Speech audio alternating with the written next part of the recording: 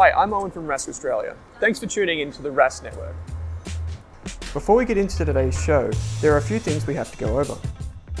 Firstly, what you're about to hear and see is limited to general information only. It's not personal financial advice like you'd get from a financial planner. Also, it's important to remember that past performance is not indicative of future performance. That means that anything that's happened in the past, or we say today, is not necessarily going to reflect what happens in the future. Lastly, please consider that any of the guests or myself are featuring on this program may have a financial interest in some of the products or shares mentioned. That's enough from me. I hope you enjoyed today's program. Kate Campbell, welcome to this episode of the Australian Finance Podcast. It is wonderful to be back on. Is it? It is. Oh, We're talking about a pretty exciting topic. Oh, it's so exciting. We say that about a lot of things, but ASX announcements. ASX announcements. So if you are listening to this while you're commuting, running, sitting around, doing whatever, this is an episode about how you can access information on the companies or ETFs that you invest in and which of those announcements actually matter. Like we get a lot of questions like, my company has this and the share price did that. What does that mean? Even if you're just wondering, where can I keep up to date with my companies and how do I pay attention? What do I pay attention to? This is the episode for you. Yeah, and sometimes if the ETF or the share significantly moves in one day, it's often because an ASX announcement of something has happened. Maybe a distribution has been paid today. Maybe the company announced a new major contract. And so the first port of call, often if something major happens, is to look at the company's ASX announcements. And so if you're on the train on your phone right now, you can head to the asx.com.au website, type in any company stock code, and scroll down and you'll see the ASX announcements section. So then as you go through, as we talk about different ASX announcements today, you can have a look about what we're talking about in real life. Yep. So that's the kind of centralized area, and we'll get to why that is what it is in just a moment. But you can also access the news and announcements by your companies, typically in your broker. There's like a news or announcements tab. Once you find the company or ETF that you're looking for, many websites also provide these like Market Index, the Motley Fool, Stocklight, and a few other websites provide this type of information. Specifically today, we're talking about ASX announcements. So this is if you own Telstra, if you own the VAS ETF, anything that's got the ASX before its ticker symbol. If you are invested in, say, Apple, or you're invested in Google or Microsoft or one of those US companies, there's a different set of announcements for them because they're regulated in a different way. And you find them by going to their website. Stocklight once again has them. So does most of the brokers that offer international trading, but it's a little bit different. Today we're specifically talking about ASX or Australian companies.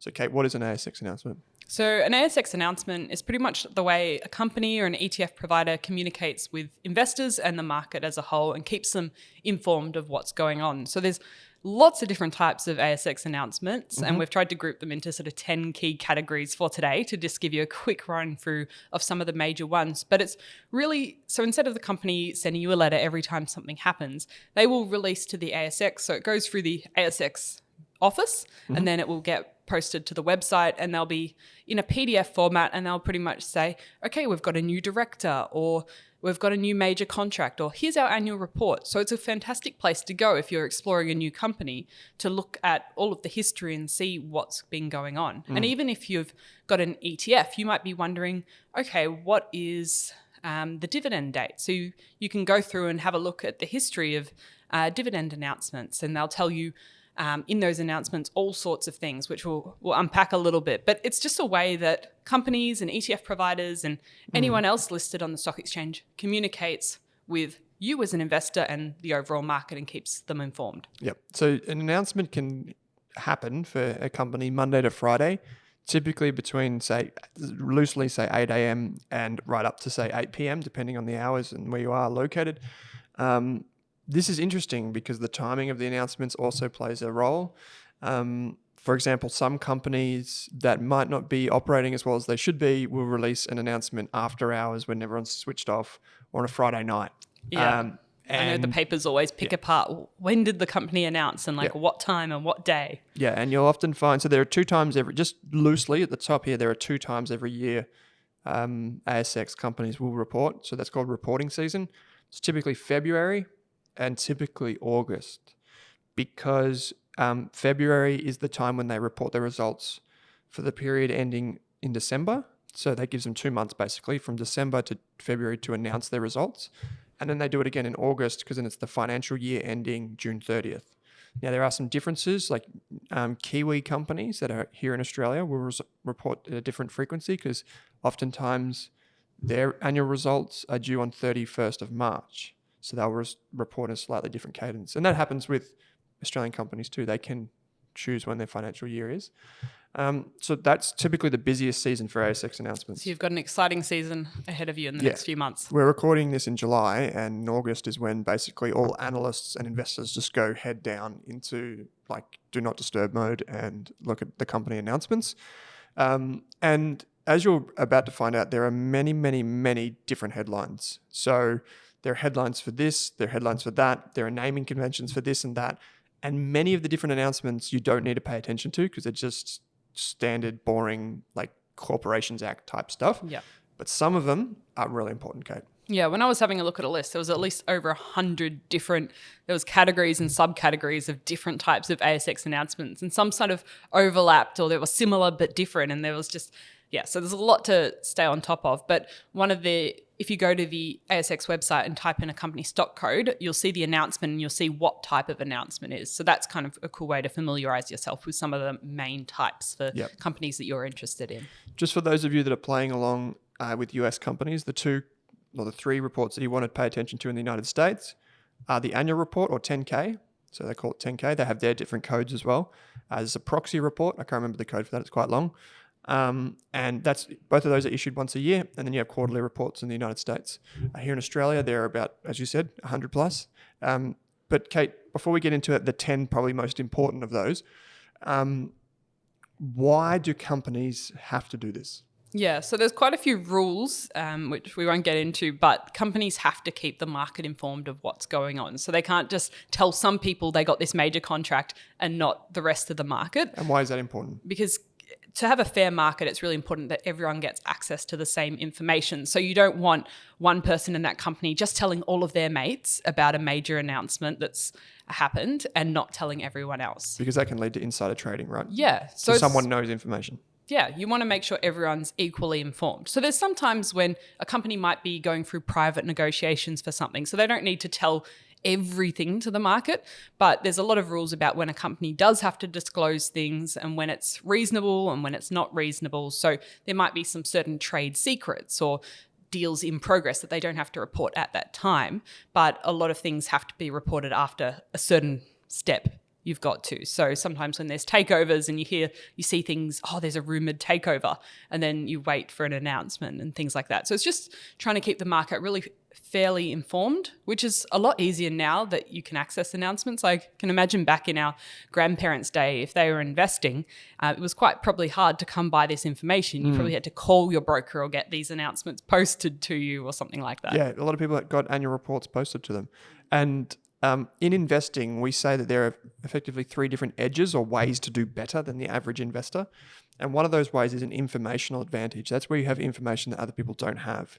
Now, if you get that information from an insider, so someone like the management team, an employee, or the CEO, or a board of director person, you actually, that would be illegal to act on that information because that's inside information which you are not supposed to have access to. And so this is why when companies meet with analysts or when you call up a company and you're requesting information, they may not tell you everything because if they tell you, they are legally obliged to tell everyone. And that can become a leaky ship if they share bits and pieces of information with people. One thing that we see as analysts is that if you meet with a CEO or a management team and they give you information which you think is not available in the public domain, you cannot act on it. You cannot share it. But interesting, the thing is some particularly smaller companies will think they're doing you a favor by like giving you information which you could piece together or whatever. I still think a lot of fund managers in Australia wine and dine CEOs for this particular reason. So they give them some drinks or whatever and see how loose their lips get. But the reality is you've got to think about it. If you're an investor from my side of the table, if they're telling me this information, what are they telling to the next guy that walks in the door? Yeah. So does that call into question their credibility and all that? But anyway, over a long period of time, the ability to use inside information or information that's not public and use that to your advantage has diminished because markets have got more, I guess, careful, and more investors have access to more information thanks to the internet, and more cases are getting brought before ASIC or the SEC in the United States to say this CEO did something really bad, they're going to prison, they're doing this, or this analyst acted on that information and they've been punished. So more people are scared. More vocal when you go, okay, the company should have announced this to the market and they didn't. Yeah. Or they announced this when they shouldn't have. Social media is a great place for that. Yeah, so there's more activist investors pulling companies up when they do or don't do things they probably should have. Yep. So sometimes they might not announce a major contract properly or stuff with takeover bids. So I think that's important to be aware of. And if you're interested, I've got some resources in the show notes. But I think we should just jump into some of the key types of ASX announcements and maybe why they interest you as an analyst. Yeah, so the first one would be a takeover, or what's called a scheme of arrangement. So most of the time, companies, when they acquire another company, they don't just go to the ASX or to you as an investor. We're going to acquire Kate Campbell Limited, and that's the start of it. Normally, they've been in conversation with that company for many months beforehand, or they're intimately familiar with that business. Now, what happens is there's typically what we call a data room. So this is like maybe what you see on the movies, where my people would speak to your people, Kate, and they would sit around a boardroom table, just like this one that we're sitting at now, and they would go over accounts and they would go over strategy and different people within that business to determine, okay, is this company worth acquiring or not? And that's what we call the data room. And typically what happens is once you go into that room and you're a part of that conversation, nothing can leave that room. You cannot talk about it. You cannot share information that you learned during that conversation. And so, companies have that conversation, and sometimes it ends in nothing, or sometimes it goes ahead and it becomes something. But typically, a lot of the real nuts and bolts of the data room is done after a deal is announced. They might just have like a quick look at the information that's available to them, look at the publicly available information, and then make the announcement. And typically what we see after this announcement is if a company is being acquired, like let's say I'm acquiring your company, and let's say your company shares trade at $1. Typically what I have to do is if I want to buy your company, I have to convince all of the shareholders to sell their shares. So how do I do that? Well, I announce the deal and I say, we're buying them for $1.30. So then the share price instantly jumps to around about $1.30, right? Because that's 30% more. And that would give you, if you're a shareholder or the company, an incentive to sell. Because I'd say, well, I'm going to buy your shares for $1.30, or you can say no, and it's going to go back to $1. So it's your choice. So that's what we call a premium. And that's what typically happens when one of these announcements is made. Some investors believe that they can make money this way by predicting which companies are going to be announcing that they're being taken over. Yeah. That happens. And I think this one's important to know about because I've had listeners message before saying, I suddenly got shares in another company in my brokerage account and my shares have disappeared. Yep. Or one listener said, my shares have disappeared completely. And what had happened was there was a takeover, and in a few weeks' time, they were going to receive a cash payment for their shares in their bank account. But all they saw is suddenly their shares disappeared from their brokerage account. So if anything weird like that happens, have a look at the announcements and see if any of this has been announced. Yeah. So typically when you log into your brokerage account and you see one share's up like 20, 30, 40, 50%, I would guess, unless it's like a really small company, most of the time, that's a takeover announcement.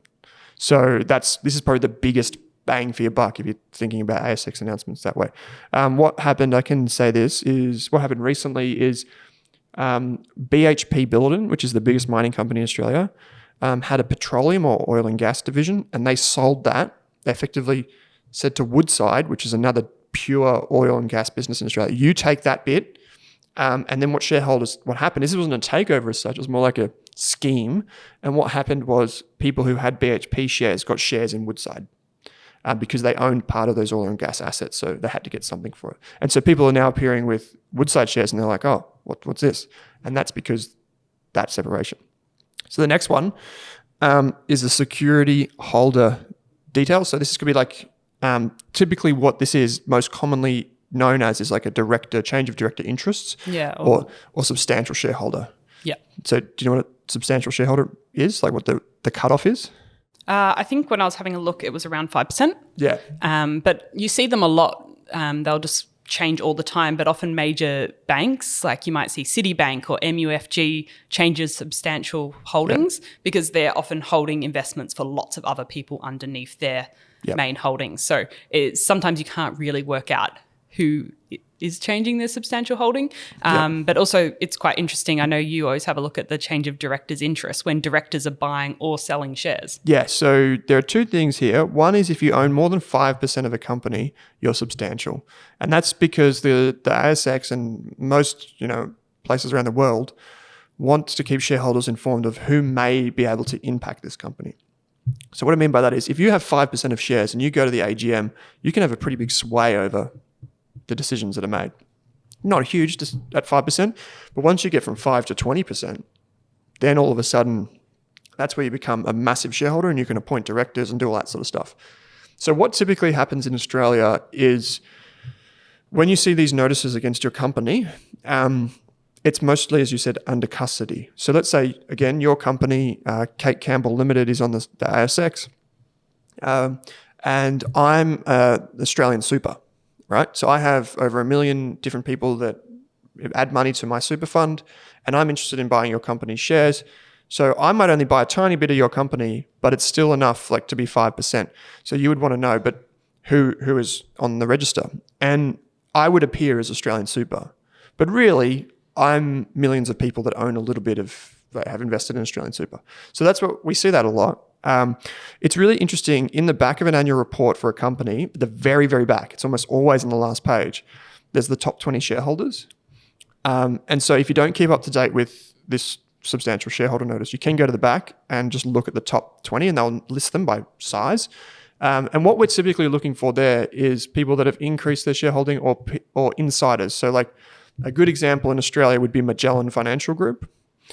And you'll see if you go to the back page of Magellan's annual report, you'll see that there are two shareholders that seem to own quite a bit. That's Hamish Douglas and Chris McKay, and they don't hold them directly. Yeah. So sometimes you have to do a bit of digging because they have it in a family trust or a company with a name that has nothing to do with their name. So you might, often people have written articles and mentioned that name or the company, or people have speculated in forums. So you can kind of dig a bit deeper or download the ASIC extract and try to work out who owns it. But it's quite interesting to always, I like having a look at who are the top 20 shareholders and sort of diving into that. Yeah, the other really popular, the really well-known one is in the Fortescue Metals Group, FMG annual report. There's Minderoo, which is the holding company for Andrew Twiggy Forrest, the founder of Fortescue. So that's that one side of the notice. You pay attention to them, I pay attention to them. I don't really pay attention if it's just a nameless organization. I do pay attention if it's an individual or a managed fund, like a fund manager. The other thing is director interest. So all directors have to tell shareholders and the stock exchange when they buy or sell. And what you typically see most often is directors getting options or directors getting performance bonuses, and they convert those options to shares. So it'd be continuous employment for 3 years, you get 100 shares. And then you'll see that announced to the ASX, conversion of options. And then when you look at this announcement, the two things that you can look at are number of shares acquired or sold, disposed of. And then the other one is number of, I think they call it director interests, total number of director interests after the announcement. So that would be telling you what do they currently have. So if it's they had 10,000, they disposed of 2,000, now they've got 8,000. Yeah. That's how you can figure that out. So that's that one. Number 3 is a quarterly activities report, Kate. Yes. It kind of makes sense. Once a quarter or once every 3 months or a quarter times per year, you have companies that announce certain results. In Australia, we have certain rules for smaller companies. Companies that are more fragile from a financial perspective, they issue what we call a quarterly cash flow report, or a 4C. That's the code for the report. The quarterly cash flow report is for small cap companies, which we've talked about before in our shares month. Small cap companies is kind of the most important document. Because those companies are so small and fragile, 1 3-month period to the next is actually really important. Whereas say in the United States, where they have quarterly reports, so Apple does a quarterly report, not much is going to change with Apple in one quarter. They might issue some new products, but they're still going to be making billions of dollars. But down here on the ASX, where you've got a tiny little company that's still like forging its way forward, the quarterly report can be really important. And that's only cash flow. So that's important. It's not profit and loss. It's not balance sheet. It's only cash flow. But it shows you cash receipts, which is basically cold, hard cash getting paid to the company. And at the very bottom, it's got cash at the end of the period. So you can see, you don't have the full balance sheet, but you know the amount of cash that they have. Just real quickly, I don't want to get too nerdy on this, but what I would look at is this company making cash? So that's at the top, cash receipts. And I would see what they're investing. There's a separate section on the cash flow report called investing cash flows. If that's a huge negative, or if all of it's a huge negative, then you know it's still what we call burning cash. And one final tip for this, and this also applies to the quarterly activities report, which comes from mostly resources companies. And by the way, once they get to a certain size, they grow out of this. Yeah. So they don't have to do it anymore. And they just go to half yearly. There's half yearly and annually, yeah. But what the really crappy, low quality companies tend to do is they legally have to report their quarterly cash flows. But what the other companies will do is they'll bury it. They'll put it in like a 20-page report. And there'll be like charts and bold colors and font and all this sort of stuff. And then right at the back, they have this terrible cash flow report. Whereas the good companies just tend to go, here's a paragraph, here's what we did in like another paragraph, and then here's the report. They just assume that investors will have a look at the first couple of pages, go, oh, that's a nice, pretty graph, and then stop. Yeah, that's it. Yeah, so they think, oh yeah, great. Like particularly like these companies that are just like promising huge things like world-leading technology and this massive tenement in WA or Mongolia, and it's just completely like just built on a story and hype. I always find it fascinating that there's thousands of companies on the ASX and we just really talk about the top maybe 300 at most. Most of the other companies will never see the light of day. Not many people know they exist. There'll be tiny companies that will probably just fold in silence and no one will ever hear about it. They won't have any media. Like I find that really interesting. Well, from 1 year to the next, there's anywhere between 2,100 and 2,400 companies. Now, if you exclude the companies that are in the resources sector, because most of them are like exploration companies, not really like making cold hard cash, I think that takes out about 700 or 800, maybe more. And if you exclude the companies that aren't profitable, you're down to like 200 or 300. So yeah, that gives you a sense of the landscape.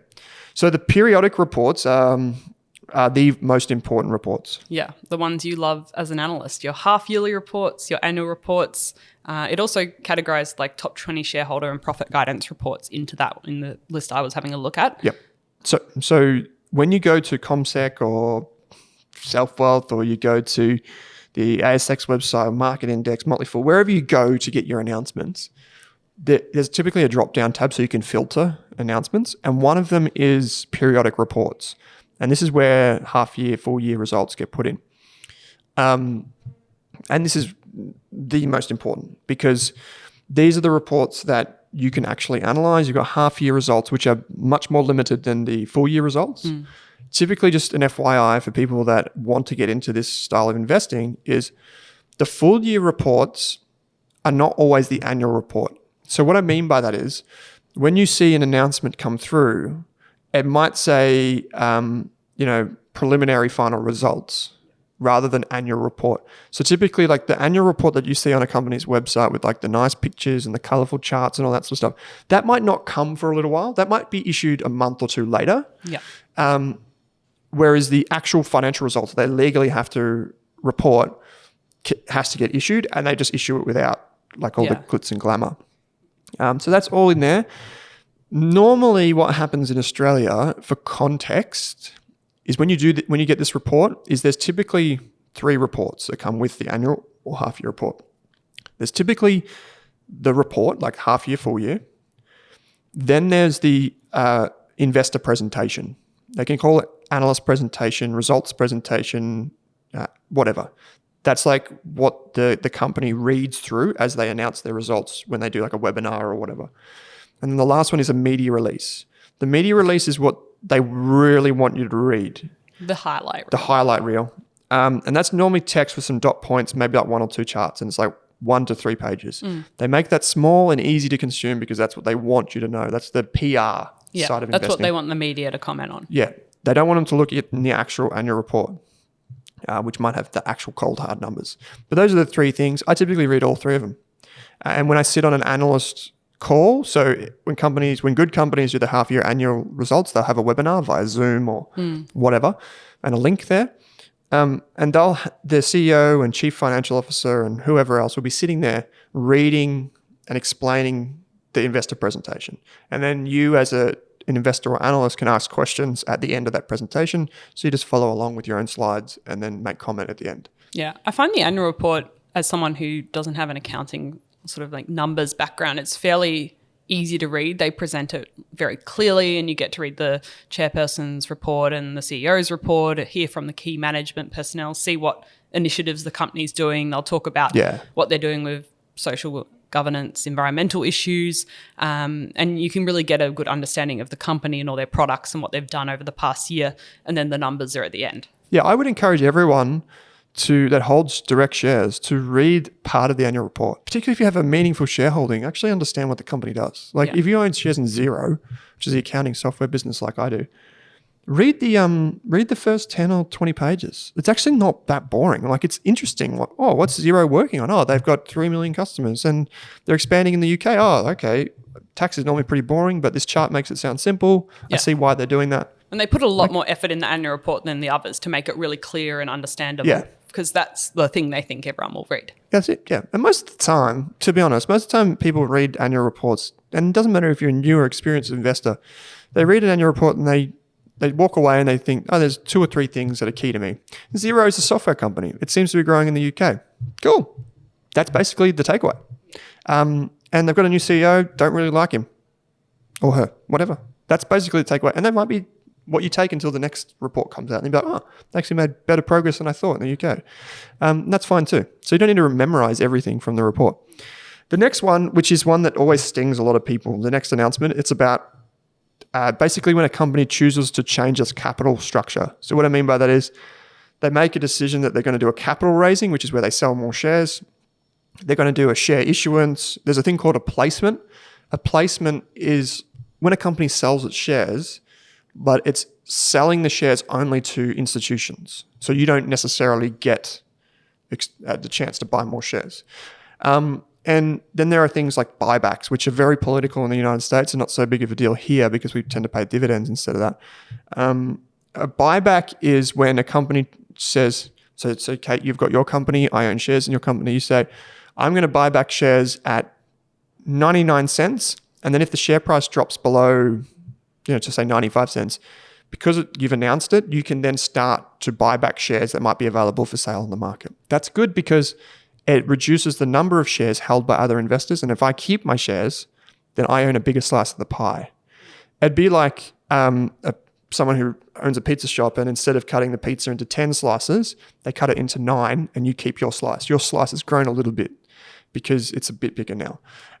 The other thing that you really want to be careful of here is, or not careful, just be mindful of, is that when a company does this, you may be eligible to buy shares. So if it does a capital raising, a share purchase plan or SPP, just read the document because you might want to buy shares. And there's very strict cutoffs and dates you have to do certain things by. So that's why you want to either have your postal address up to date or your email address up to date with the share registry so you can get these documents straight away, because you might only have 2 or 3 weeks to participate in some of these and you have to pay the money by a certain date or tick a certain box by a certain date. And also cleansing notice is another one I thought we should mention, because I remember we had a listener mention once that they had a couple of $100 in a company and it disappeared. And that's because it was an unmarketable parcel. So it was less than $500. And the company's under certain rules, if they provide certain notice and different time periods, they can clear up all of these small parcels because they have to pay the share registry, especially with the smaller companies that don't have that scale, a certain amount per investor. So they want to clear up all of these small parcels of shares. And so if you don't opt out often by a certain date, they just clear all of the under $500 parcels of shares. And so suddenly your shares might disappear and a couple of weeks later the money will arrive in your bank account. So that can be another reason like the takeovers, if your shares suddenly disappear from your bank account, it could be that. So always have a look at the announcement to see if something has happened. It might be called cleansing notice. You might see the word unmarketable parcel sale, something like that. So that's another reason. If you do want to keep those shares, you've got to keep your details up to date to opt out. That's and it's so important that you mentioned that. It is pretty rare that shares just disappear. It's usually with smaller companies. Super small, and when the company something's going on with the company typically as well. So during COVID, which is a time when many businesses were fretting, companies tapped shareholders on the shoulder and said, hey, can you give us some more money to keep our business alive? And many companies did that. That really turns out didn't need the money, but they were worried at the time. And I remember receiving multiple documents in the mail saying, we're doing a capital raising, you can participate up to $15,000. So typically companies cap it. Yep. And I remember, I think I received 2 or 3 of these within a couple of days of each other. And I was like, oh, wow, I forgot about this. I've only got a week. And which one do I want to invest in? Can I afford to invest in more than one? You don't have to do $15,000. It might be a couple $1,000s. Yeah. Sometimes if it's a really popular share purchase plan, it's like capped at a certain amount per shares you own. Yeah, you might apply for 10,000 and you only get 5 because it's so popular. And then they just send the money back. Yep. And this, I was really disappointed at the time with this because they were small companies where I couldn't buy the shares on the market very easily. Like in my brokerage account, there weren't that many shares available. So I would have taken it up had I had the chance. The next announcement is a notice of meeting. Every company has an annual general meeting. You can attend as a shareholder. You do need your shareholder identification number if you want to ask questions typically. And you can attend virtually or in person. Are these usually announced after the annual results? Yeah, typically. Yeah. So these are typically announced like, most of them are like November, December, around that period from memory. And you basically, you get a chance to go to the annual general meeting. There's the formal part of business, which is like, director seeks reappointment, and this takes 3 to 4 hours or something ridiculous. No, maybe not that long. It takes sometimes an hour. There's speeches. Yeah. They'll say, we recommend you all vote for this director. And by proxy, the chairman or chairperson votes in favor of blah, blah, blah. But you get to vote on some of these things. Oh, yeah, you do. Yeah. If you do the webinar version, you have to put in your shareholder number, just so you know. Yeah. That's that X0016, whatever it is. The thing about these is that I just really have a gripe when companies do the formal business at the start of the AGM. This is where you go, vote for this, vote for that. Sometimes they have to do some things to clear up some resolutions, but please just do all the boring stuff at the end and let people just ask their questions. And anyway, that's my thing. So you'll see. I think it's a good experience for people to go to an AGM, especially for a company you own. Sometimes if the company has had a challenging year with media issues, there can be some very spicy questions at the AGM, and some people actually ask the hard-hitting questions. Oh yeah, they get, and it can be quite entertaining. Yeah, they get. There's chairperson and board of directors and the CEO get grilled, and rightly so. They have if to you go to answer some of the major bank AGMs or some of the big mining companies, there's often like activist investors or people that will buy some shares because they want their view to be heard. So it's quite interesting, but it's a good way to see how the management team respond to questions as well. And do they actually listen or they're dismissive of questions? If they don't know the answer, how do they respond? Like, I think that's a good way to get to know them a bit better. Yep. So the ASX admin announcements. So this is like where it's more like to do with the trading of shares itself. Yeah. So this is where the ASX can suspend a company. Suspension means that you cannot trade shares, buy or sell, because the company hasn't resolved something. It could be a dispute with the ASX. It could be something that they haven't done, like they haven't produced their results. There is a window for that. A suspension comes after a trading halt. Typically, a halt is like a few days. A trading halt most typically happens when, remember how I said about takeover offers before? When there is an announcement about a takeover offer pending, the company knows that they're potentially going to receive a takeover offer or they're going to make an acquisition of another company, and they're worried that some investors might learn about that before the rest of the market. So what they do is they suspend or they halt trading. They request the ASX. They'll say something like, Kate Campbell Limited requests the ASX halt trading in our securities until the earlier of Wednesday or the release of an announcement due to a takeover offer. Yeah. And that typically happens like anytime during the week, and typically a trading halt happens in the morning. The other really popular reason a trading halt happens is for a capital raising. We're going to sell shares where haven't done as well as we thought. We need to get more cash in the business to fund the growth, and that allows the company to go to large investors and say, "Hey, we need some money." Organize that, and then come to the ASX and say, "We need X amount of dollars as well." Yeah. So if you look at your brokerage account, you see during market hours. So sometimes people have messaged and say like on Saturday their shares aren't moving. So market's closed on Saturday and Sunday. Yep. But public holidays if they're national. But if you log in at Monday, it's 11 a.m., it's not a public holiday, and for some reason, all of your other companies are going up and down and one's just staying still, and you click on it and there's no trading history, no buys or sells have gone through, you might be going, oh, what's going on? Why is the price not moving? And then you scroll down to the ASX announcement section and you see the trading halt update. So that's good. You can click on that, find out if there's any more information in there. But that's usually a common reason why the company's not trading that day. Yeah, and that's a lot of people get freaked out with trading halts. They can be good or bad. Sometimes it's like flip a coin, and if the market will react positively or negatively. This is very common to see a company halted for a short window. The only time I've seen a suspension go for, say, months is when something really, really bad has happened, and the ASX believes that investors are not fully informed. So this could be because the company refuses to publish its financial results. It could be because there's a legal dispute with the ASX itself. It could be many different things. And I have seen companies suspended for weeks or sometimes months. Wasn't there a company a few years ago trying to sue the ASX for putting in a trading halt?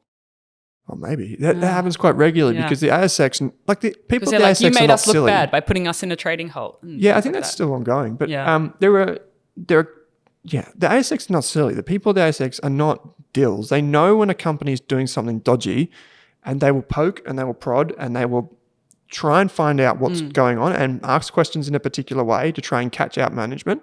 And that's where we lead to the next one, which is an ASX query. Yeah. Otherwise known as a speeding ticket, Kate. Yeah, I find those are quite interesting when the ASX says, hey, why is your price jumped up 50% today? You haven't made any announcements.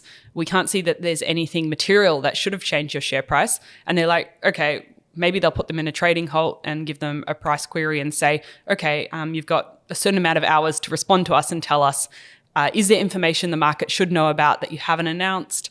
There's a whole heap of questions. And when I was having a look, they said, in general, a price query will result in one of 4 outcomes. And that's an announcement's not required, so a no news response. An announcement is released by the company, a news response. So the company goes, oh, yeah, we have to announce this thing. It should have been announced a little bit earlier, but someone obviously leaked it. A company requests a trading halt and then they have to make their announcement, or the ASX might suspend the stock from trading. So the ASX says, you've got to answer all these questions and tell us why your company has gone up 50% or down 50% this day and you haven't made an announcement. Because typically, if there's no news, the company shouldn't do something that dramatic, should it? No, so it shouldn't. So most companies should trade between 0 and 5% negative or positive most days of the week. Sometimes there are big announcements where companies have deals to announce or takeover offers, or there's a capital raising coming, or something is coming. And the ASX tries to maintain an orderly market at all times. And what happens is sometimes information is leaked or people get suspicious of things. Have you heard, if you're an investor and you've got, maybe the market knows something I don't. Most people jump at things and that's a really bad thing. But sometimes, unfortunately, there are things you don't know. And I'll give you an example, Kate. So sometimes there's like a media release, like from like the Australian Financial Review or the Australian or some investigative journalist, and the company wasn't aware that was being made public, like that there was being a story about them. Shares jump up and dump down. You get issued with a speeding ticket. So say if it goes too fast up, then they'll be like, why is this happening? The company said, we refer to a report in the AFR. And what the unfortunate point is that sometimes when announcements are made, like key announcements, say if it's like capital raising or if it's like a takeover, you'll see this, if you look at the share price over, say, a month, the day before the announcement is made, you'll see the share price rally or fall, because maybe someone knows that there was a certain announcement coming. It's not always nefarious, but often there's a lot of people involved in deals and mergers and acquisitions and capital raisings, and there's lots of third parties involved, which might have NDAs, so they can't talk about it, and they might be given strict rules that they can't trade that stock, but they might mention to their mate they're working on this big deal for something. And so these things do sometimes get out. And like I read many articles in the AFR, rumoured takeover of XYZ. And so it hasn't been announced to the market, but someone's got wind of it. Yeah. And typically, in small cap land, this is quite common. Something what can happen is, say, for example, there's a company that works in, marine biology, and there's a new, disease that's come over, and everyone that does something like salmon farming or oysters or whatever, a company comes out and says our crop has been, 20% of our crop has been destroyed by this new algae or whatever. Then another company that's in a similar industry might also get sold down. And that company may not have oysters or salmon in that area. But because they're in the same industry, they've been hit really hard by investors who are like, oh, well, if my company over here is being damaged by this algae, maybe that one is too. I should sell now. And then it's like a domino effect. And that happens both ways, positive and negative. And the company might be like, oh, I don't know what's going on. But then when they get quizzed about why is their share price falling, they then learn that a competitor has an issue and everyone thought. So there's some things where it's not nefarious and there's actually nothing to it, and it's your opportunity as an investor. Yeah. So and we're nearly to the end, but this one is probably an exciting one for everyone. Yeah. So because it does affect ETF investors as well. Yeah. Particularly around July, this time of year, in June, July. Yeah. So if you own an ETF and you have for a couple of months, what you probably want to have a look at, because this is really actionable right now, is for a dividend or a distribution announcement. So if you own, like say the A200 or the VAS ETF or any company, some have reported, some haven't, hit up that ETF in the ASX website or in your broker, scroll down to those ASX announcements and see if there's a distribution announcement, distribution update. Yeah, so this happens. Typically what happens is this announcement comes just after a company has announced a dividend. Or if it's an ETF, this is called a distribution. And they're basically the same thing with a few minor differences that are important. Typically in this document, you'll see the amount that is being paid to you. You'll see when it's being paid to you. And you will also see the amount of franking that's attached to it. So if it's a fully franked dividend, it might say 100. If it would tell you the currency that's paid in, it'll tell you which date and how the currency is determined. So this is kind of like the real basic but essential details. Yeah. Now, the thing where people come unstuck with this for ETFs is it's a different, what you get paid is often different to what a share investor gets paid. A share investor gets like a return of profits and franking credits back to it. But an ETF investor can get profits from the companies that ETF is invested in, but it can also get capital gains returned. So at the end of June 30th, a lot of investors are like, oh no, my ETF has fallen by 5%, and then it's July 1st. And that's because the ETF has paid back a certain amount that is inside that ETF to you. You don't get it straight away, but that's to reflect that. And that's why it's a little bit more complicated for your tax return, because you've got income, you've got franking credits, and then you've got potentially capital gains or losses as well. And foreign income. Yeah. Yeah. So some of these ETFs that are in Australia invest in Australian companies, but those Australian companies are actually headquartered in the United States. So it's a bit weird because then they're taxed in the US and then they've got income from the US and whatever. So your distribution statement could have like 10 different letters that you have to match up and in then, your tax return. Yeah, you just put that into your MyGov or wherever, however your accountant will manage it. The final thing is company administration. So this is like to do with the operations of a business. It's like directors, resignations, appointments, all that sort of stuff. And this can sometimes move the market quite a lot. Oh yeah, like if you have a company who has a founder, CEO, or like a company director who has a lot of shares and they leave, this can be a pretty big red flag for a lot of people. And likewise, it's not as common, but when it's a positive announcement, they get a really good CEO or whatever, it can be positive too. So this is more to do with like the strategy of the business and keeping up to date. I always pay attention to the companies that I own, the CEO who's running it. And typically what I do is I look at it, there'll be an announcement. and there'll be an announcement of why the person who's leaving is leaving. They'll change it to suit the narrative. Yeah, so it might be like, Jeremy is seeking retirement. Yeah. But then you go to his LinkedIn profile 2 months later and you'll see that he's got another job somewhere else. Or they want to spend time with family. Yeah, that's it. That's a good one. Yeah. But it's probably like interesting, like if the CEO's only been there for 3 months and suddenly they're resigning, like maybe it was a bad fit, maybe there's other issues going on, maybe the CEO saw something that made them pretty unhappy with the company. So it's often interesting to see like if a director's only been there for a short time or a long time, and their history as well, especially when new directors or CEOs get appointed. You can go and have a look at their backstory and where have they worked in the past, and have they worked at companies that have done well, or have they worked at a whole series of flops? Yep. So that's exactly right. You would say if you have Kate Campbell Limited and the founder is stepping down and Monique is stepping in as CEO, you would then look at Monique's background and see what roles have they had. You could look at their LinkedIn profile. You could look at the companies that they've managed or been a part of. Have they been a success? Are they in similar industries? So on and so forth. So those are the major announcements, Kate. We've kind of bucketed them all. At the very end here, I'm just going to say how I keep up to date with these announcements, because there are a lot of them. Yeah. You can tell.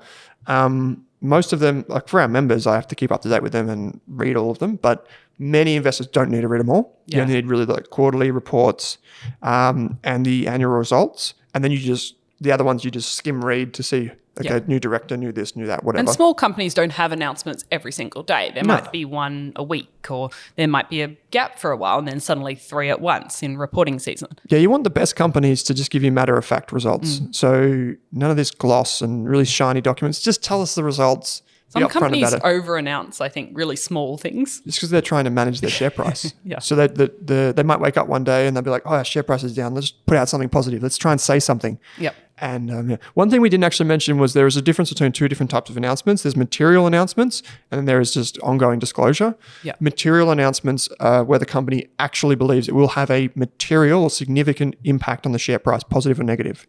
So like financial results. The ASX website puts a little $sign next to it. Yeah, or something that's got like a red mark next to it, so you know if it's material or not. So the way that I keep up to date with ASX announcements, just quickly, I use the Stocklight app. It's made by my friend Jason. It does ASX and global shares. That's why I like it. I use the CommSec app. Even if I don't trade through CommSec, I just download the app and have an account. Yeah. And it sends me push notifications. I think you can do it now with Stake as well. I'm not 100% sure. No, the CommSec's quite good because you can customize. I only want this type of announcement, or I only want to know if the stock falls this much, or certain things like that. And because you can have a brokerage account for free with CommSec, you can just have that account specifically for announcements, because I think the data sources on CommSec are pretty good. Yeah, they are. The way I actually don't log into my brokerage account to get the ASX announcements. I actually go to Market Index, which is just a third-party website that has announcements. And it's good because their announcements page with the PDFs, it's the same as the Motley Fool one, by the way.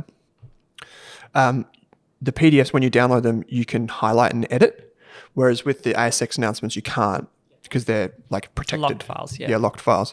And then for news and announcements, I typically stay up to date with like our website, Rask Media, or the Motley Fool, or even the AFR and Sydney Morning Herald have like a live markets page where they summarize the key announcements. So that's a good site too. Like if you want to learn more about a takeover announcement, the AFR will often have like 10 different articles. I remember the BHP would say when you were talking about, there's probably like 100 articles on that whole thing. There'd be so many, Yeah. If you want to unpack those a bit more, that's a good place to go. Yeah, that's it. So if you've made it through this podcast, it's great work to you. Like there are a lot of different announcements to be digested, I guess, when you're investing in shares directly or even ETFs. Many of them you won't need to keep up to date with all the time, but just having an understanding of the basics of each one, familiarizing yourself with the quarterly reports for cash flow, half yearly and annual results are really important. And also just remember to read those capital raising documents, so the share purchase plans or whatever, because you may miss out on the potential to buy shares. And if there's an AGM where you have the opportunity to vote. Yeah, AGM, you can vote. So, and I think that the ones that we were talking about this before, the ASX queries, when they say, why has your share price gone up? And the company responds with no, no, no. And then 2 days later, they come out with an announcement that was clearly known about a few days earlier. That's a bit unusual, we'll say. But if you want to learn more about this, you can enroll in our share investing courses, the Get Started Investing course on Rask Education, and the Value Investor program. I actually teach people how to read annual reports. And we actually with the cohorts, actually read the annual reports together and look at what's important in those annual reports. So that like hours and hours of videos there explaining how to look at these results and how to find companies and whatever. So that's available on Rask Education too. And that's about it. And this is a great thing you can learn more about with the free resources, and just going to the ASX website, pick a company you're interested in and follow it for a while, read their history, and then get familiar with all of these different types of announcements. Like, this is a great project. If you want to spend the next month learning about ASX announcements, all the information's there. You can just read lots of different ones and see what gets mentioned in each type and what the reaction was prior, post those announcements. Yeah, we'll have show notes, Kate. I think we should include many of these resources because they will help people. If you do want to dig deeper into this, you can even just bookmark the page and then come back to it to be like, I saw this, what did this mean? And you can come back to this podcast in the show notes and it will explain what it means. Most of the announcements, when a share price goes up or down, go to the announcements tab as your first point of call, see what's in there, try and understand it. If you can't understand it, go to the show notes and there'll be an explainer for it. So Kate, this is a bit of a deep dive for share investors. Something a little bit different. ASX announcements. Thanks for joining me. No worries. Thanks for listening.